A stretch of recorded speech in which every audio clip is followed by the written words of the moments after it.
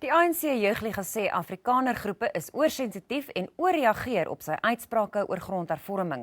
Tog het hy die Jeugliga se standpunt oor grondbesettings bevestig en gesê geen hof sal hulle keer nie. Gemoedere het hooggeloop nadat die Jeugliga se Ronald Lamola boere gister gewaarsku het dat hulle grond sonder vergoeding vir swart mense gegee sal word.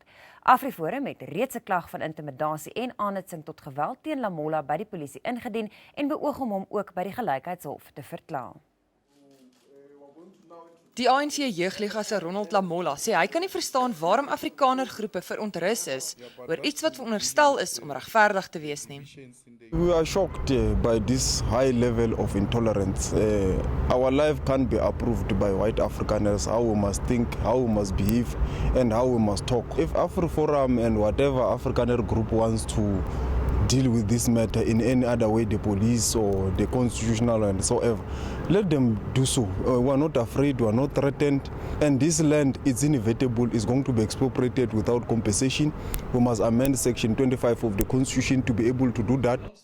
TLI-SA het sy regspan opdrag gegee om te begin met die strengste moontlike stappe teen Lamola, die Jeugliga, die ANC en sy president.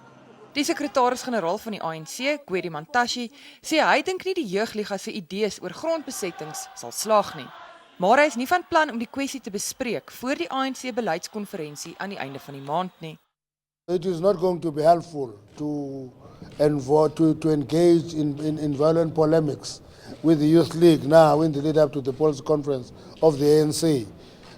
There is a policy conference that will deal with the question of land and land reform.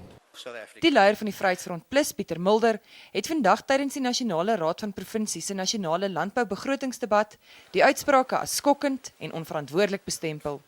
Die DA het op sy beurt gesê Lamola se uitsprake is gelykstaande aan 'n oorlogsverklaring wat op etnisiteit gegrond is.